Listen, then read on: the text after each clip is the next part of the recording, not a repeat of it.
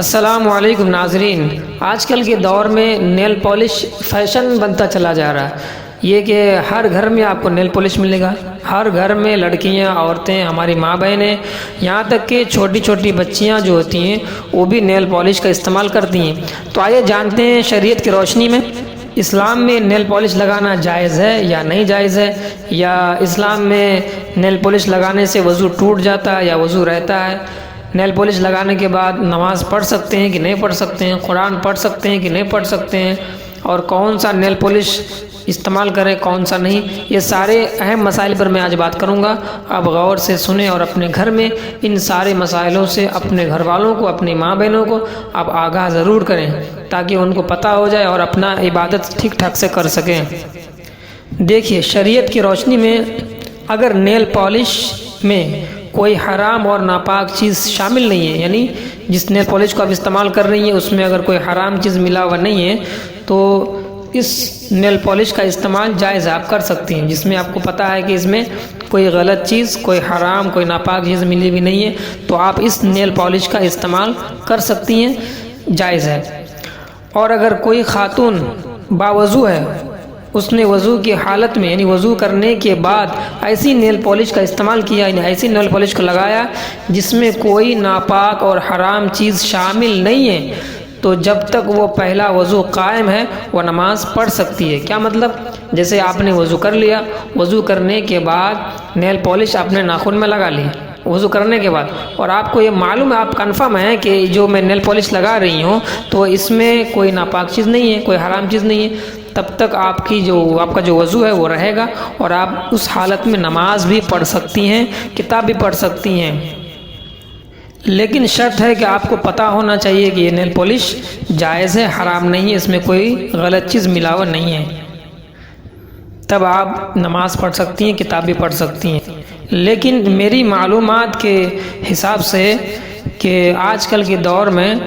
جو nail polish ناخن پر جو لگایا جاتا ہے اس میں کیمیکل ہوتا ہے، اور کیمیکل ایک سطح پر جا کے جم جاتی ہے، یعنی آپ جہاں پر جو نیل پالش لگاتی ہیں تو نیل پالش لگانے کے بعد ناخن میں وہ جم جاتا ہے،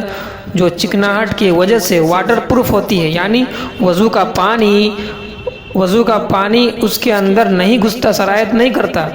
یعنی جہاں تک پانی پہنچنا چاہیے وضو کا ناخن کے اندر، ناخن کے نچلے حصے میں وہاں پانی نہیں پہنچتا، کیونکہ وہ واٹر پروف ہو جاتا ہے، وہاں پانی نہیں پہنچ پاتا ہے۔ ایسی صورت میں جب تک نیل پالش کو خروج کر صاف نہ کر دیا جائے تو وضو نہیں ہوگا۔ مطلب کیا ہوا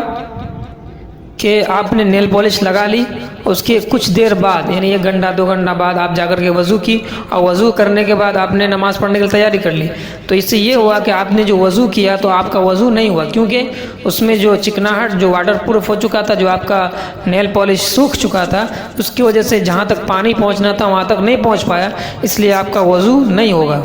اس لیے کرنا کیا ہوگا کہ آپ کو سب سے پہلے جو نیل پالش آپ نے لگائی ہے اس کو کسی چیز سے کھرچنا پڑے گا، اس کو مٹانا پڑے گا، اس کو ہٹانا پڑے گا، صاف کرنا پڑے گا، اس کے بعد آپ وضو کریں گی تو آپ کا وضو ہو جائے گا۔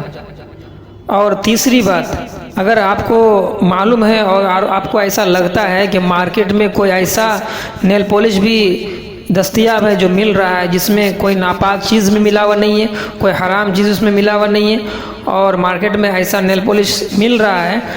اور اس کے باوجود کہ نیل پالش لگانے کے بعد ہم اگر وضو کریں گے تو پانی میرے ناخن کے اندر تک چلا جائے گا، اگر آپ کو معلوم ہے، آپ کو لگ رہا ہے ایسا کہ یہ جو نیل پالش ہے وہ اتنا واٹر پروف نہیں ہے، لگانے کے بعد وہ آسانی سے پانی ناخن کے سطح تک پہنچ جائے گا، تو ایسا نیل پالش لگا کر آپ وضو کر سکتے ہیں، آپ کا وضو ہو جائے گا۔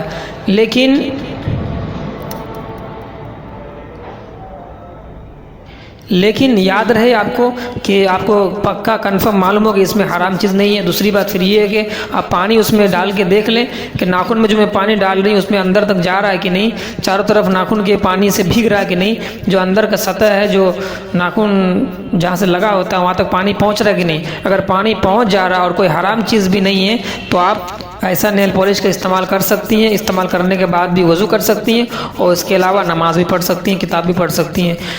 موٹا موٹی بات آپ 3 بات آپ یاد رکھیں، کوئی ایسا نیل پالش آپ لگا رہی ہیں کہ جو حرام اور ناپاک چیز ملا ہوا نہیں ہے وہ آپ لگا سکتی ہیں،